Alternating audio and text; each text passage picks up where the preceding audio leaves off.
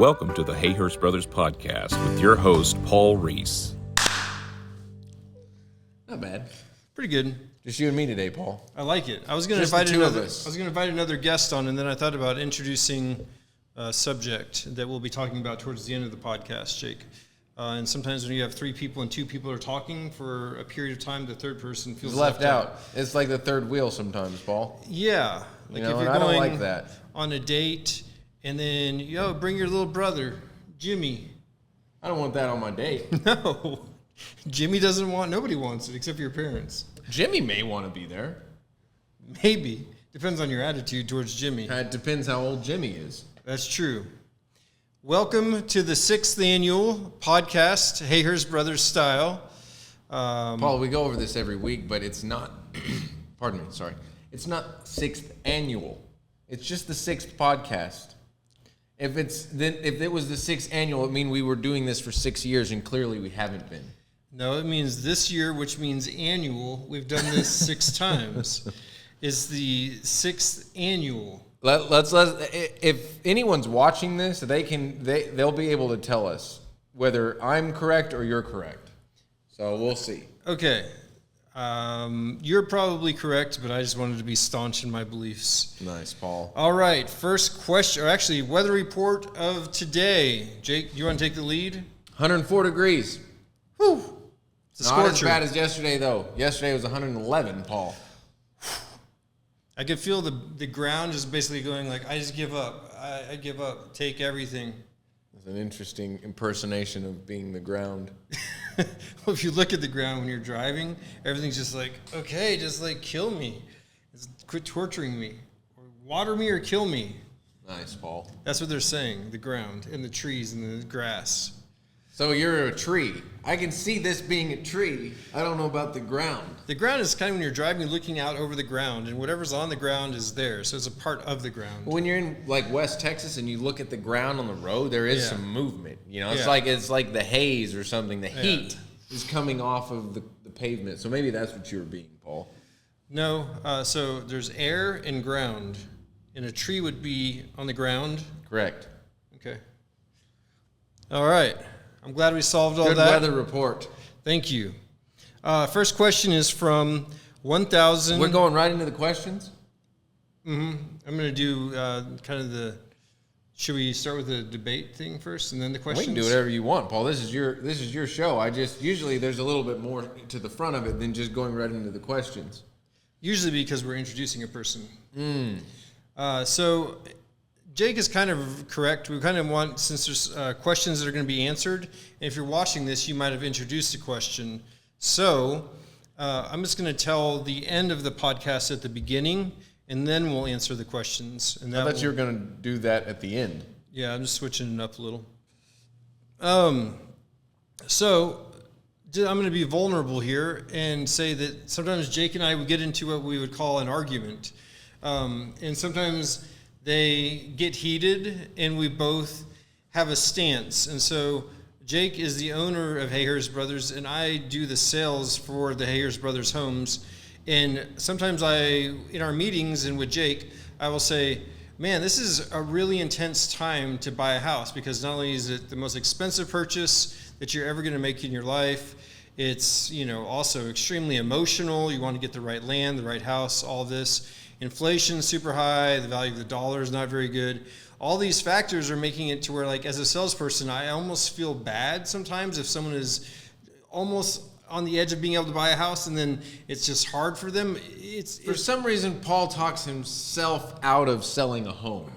I mean, literally. I try to be understanding. And so Jake and I have these arguments, and at the end of the argument, Jake will literally say, Paul, there's never been a better time to build a house. And I'll say, Jake, I don't think there's ever been a worse time to build a house. And we're both correct. No, we're Paul, both there's correct. There's not going to be a better time than now. I was going to set you up. All right, well, set me up, and then I'll spike it. And so what I'm saying is that, inflation is high. Yeah, interest rates are high. Building material, things are higher than they were 5 years ago. We can't go backwards in time. But I don't know what. Apparently, he just set me up. But all I'm saying is, No, I say that there's not going to be a better time than the current. I mean, clearly, if you look back in time, there's been better times in the past than now to build a house. But you can't go back in time unless you own a time machine, which Lily was watching Back to the Future 2 yesterday. Not the best of the Back to the Futures. I would say 1 or 3 is far superior to 2. Okay. But we don't have a time machine. So all I'm saying is if someone's contemplating building a house, and they say, I'm going to wait for X, Y, or Z, you can't predict the future and you can't go into the past. Last year at this time, we had several people that were like, I'm going to wait until next year. It's more expensive now. I mean, that's just throughout history. It's going to be more expensive the longer you wait. I haven't built a home. I wish I would have. But now, I'm still living in the farmhouse that is on our property. It's a beautiful home. I love it. I'm blessed. Not a big deal. I would like to build a house, but I wish I would have done it 4 years ago. But I didn't. Mm-hmm. So all I'm saying is there won't be a better time than now. And you're always saying, well, maybe there will be. And I'm coming around to the fact that Jake is correct, because if you went to 1920, a house cost $8,000 to build, brand new. And hey, that would be amazing. Who wouldn't want an $8,000 house right now? I'll take it. Give me 10, but wages were also, $40 a week or something like that. So now in today's reality, it's just going to get more expensive from this point on. Even though it seems bad now, it's going to be more expensive in 4 years. It's going to be more expensive in 10 years. And so if you're thinking about a 30-year note and think about making a payment in 20 years, if inflation continues to happen and everyone's normal payments for their rent is going to be $8,000 a month and yours is $2,500 a month because you had wisdom and you bought now instead of waiting for 20 years, That's exactly right. I mean, you can either continue to, if you're renting, you can continue to rent and pay your rent each month, hoping that cost is going to come down your bill someday. Or if you're in a financial situation where you have the opportunity to be able to build something and put all of that rent every month and all that into equity that's going to increase, especially in North Texas, I just say you're crazy not to. Yeah. I'll also encourage you, whenever you're experiencing the reality that we're in with inflation, value of the dollar, all the interest rates, all the things we know. I purchased my first new home about 3.5 years ago, and I had a lot of insecurities come up, and I'm usually a pretty secure guy. And it's like letting strangers see my entire credit history, like my entire life, like actually putting a number on how much I can get approved for, like what my credit score is, like all the things that are pretty vulnerable, you're letting strangers see them. And it's also the biggest purchase of your life. And I want to say that at the Hayhurst Brothers, not only do we understand that because we've been through it, but we have an amazing team that we work with that will help answer any of those questions. And whatever price point you need to get in at, we can try to find a way to make it work for you and build you a home that you're absolutely going to love. So don't let all the things that are happening in reality, Deter you. Because it is a daunting thing. I mean, let's be honest. Like Paul said, it's the most expensive thing you'll probably ever buy. And so, but the beauty in that is it's not like a car or something that depreciates. It's something that appreciates, which is a great thing. But it is daunting, like Paul said, to think about having to get all your records and all of your bank statements and all these things that go to the bank and say, hey, I want $500,000. It's a lot of money. Mucho dinero. But as a whole, I think, in my opinion, America's going the wrong direction because more and more and more people are renting and less people are buying. Whether you build a home with us or not, or you buy a house that's already built, to own your own property and your own home is part of the American dream. Yeah. And I think society is driving people towards not owning and renting and being slave to the lender. And so I would just encourage people to figure out a way you know, it may not be your forever dream home, but figure out a way to buy something that's yours and paying towards something that you own. And then 5 years down the road, you're like, oh my goodness, I have equity. You could very easily have $50,000 in equity that you could then turn and upgrade to another home. So I think that the trap is people think, well, I've got to have my forever home, or I can't afford that. But there's something out there that most people can afford. You just have to figure it out. Another bit of advice that I would give is to get pre-approved. If you're serious about getting a house, get pre-approved and dream based off the number that you're pre-approved for. It's okay to get a Pinterest board that's beautiful and amazing and has every want, wish, and desire you could ever have. But maybe that if you built out that Pinterest board, it would be 5 to 10 times what you could afford. And I have a Pinterest page as well, and I'm a guy. I think guys can have them. Sure, but I don't have one, Paul, but... Well, I was hoping for a little reassurance, Jake. But yeah, get pre-approved, find the number that you can work with, and go from there. And I think that's a wise approach. Yeah, that's actually very true. I mean, you can talk to a myriad of loan officers, and they'll let you know, look, this is what you approve at. You know, it may be $150,000. That's all you can get approved for. But there will be something out there that you could buy, and it may not be glamorous, but your money is going towards something that you own and is going to come up in value. Yep. Cool. Well, first question, 1,192 square feet. That's the Instagram name of this person. I'm imagining that's not actually a name. I'm imagining it's actually the size of a home. It sounds like the size of a home, but it's someone's, is that called a tag? It's on is Instagram. That a tag, like a hashtag? Handle. It's called a handle. It's called a handle. The Instagram handle is 1,192 square feet. Building in Fort Worth anytime soon, question mark. It depends. Oh, that's might be right on the edge. Yeah, I mean, it depends where you're at in Fort Worth. I mean, we've talked about this kind of, but downtown, no.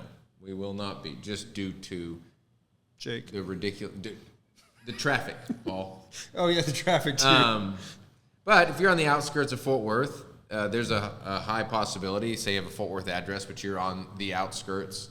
There's definitely a high possibility that we could build in Fort Worth, depending on travel time for our project managers. And also, if there was something, if you're a developer, real estate agent, client looking to invest in a bunch of Airbnbs, if you have, say, more like 3 to 5 homes or more than that you're wanting to build, we would consider extending our build range in that situation, because one project manager could be assigned to that as opposed to just driving everywhere. Nice, Paul. That's good. Thank you. This one is from I can't believe it's butter. That's interesting. I can't believe it's butter. Well, I didn't put the @ sign but that's on Instagram. That would have an @ in front of it. So this is their Instagram name. Yeah, I can't believe it's butter, which is in the old days they had Fabio, has long hair, has like muscles. I can't believe it's not butter. I think so basically, my hair on your body, Paul? Yeah, exactly. Nice. Jake, your body is very strong. What is the best landscaping for Texas? That's a pretty good question. I mean, I think it definitely depends where you're at in Texas. Texas is incredibly diverse. There's a lot of different areas, but I would say something that requires very little water.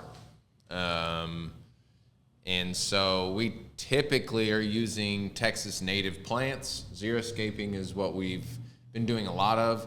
Obviously, we'll put some grass on around the house if that's what the client wants, but for the majority of plants that are going into flower beds and those things, we try to focus more on native plants in your area of Texas, just due to, the high temperature swings. What was the weather report today? 104. So it's 104 today, and in the wintertime it can be 0. So that's a pretty good swing. So just thinking through native plants that are used to this environment, because what tends to happen is clients will spend a whole bunch of money on their landscaping. They'll put these these expensive plants into their home, and then we have these crazy freezes that come through and literally wipe it out, and they spend all this money, and they have a bunch of dead plants, and then you have to come back in, spend more money to replace them. So I think the answer to that question would probably be just make sure the plants are native to this area, and you'll be pretty safe. So Texas natives, xeriscaping. I think, Paul, not zero. Xeriscaping means you're going to do the landscaping yourself. Xeriscaping. Nice, Paul. Yeah. Nice save. Yeah. I like that. Thank you. I have to tell one funny story. When I was a project manager, there was a landscaper that we were using, and so he's putting out these boulders, and we're in this teardrop area at this round driveway and it's called Moss Boulder. And so he was pointing to the area that already had boulders, and he was saying Moss Boulder. And I said, no Moss Boulder. And he said, no, Moss Boulder. And it's MOSS Boulder. But I thought he was asking me if I wanted him to add more boulders. More boulder. Yeah. And I was like, no Moss Boulder. Moss Boulder? No Moss Boulder. Anyway. He was saying there was a Moss Boulder there already, Paul. Right. Yeah. Pretty good. And I thought it was a pun, a bilingual pun, Nice. Which doesn't happen that often. This one is from Lil Lady. Lil Lady. I call my wife that sometimes. That's not her, but sometimes I call her my little lady. Yeah, that's a good nickname. Yeah. Who does your website? It's awesome! Exclamation point. No, you have a question mark. Well, it's awesome, question mark? Like, is it awesome? Well, you don't have to tell people what I wrote. Well, I'm just saying, did she ask it as a question, like it's awesome, or no? It's awesome. It is awesome. Thank you, Lil Lady. We have an in-house gentleman that does our website, Chris Hibbets, and he is incredibly talented. And so he does all the artwork on there, and design, layout, everything is done in-house by Chris Hibbets. So thank you for that, and yeah, that's good feedback. It's nice to know, Paul. We think it's awesome. Yes, and a recent addition to the website is that all of the houses on there now have prices. So instead of guessing how much it is or calling in, you can actually look and see the prices. Also, on many of the top portfolios, if you click on them, you can actually click on making the room bigger, or an ensuite, or a man cave, or options, and it'll actually priced options, and it'll show it to you built out. So we're going to be doing our entire website that way. Chris has been working tirelessly. It's a beautiful site, and we look forward to sharing that with you. But go check out hayhurstbrothers.com.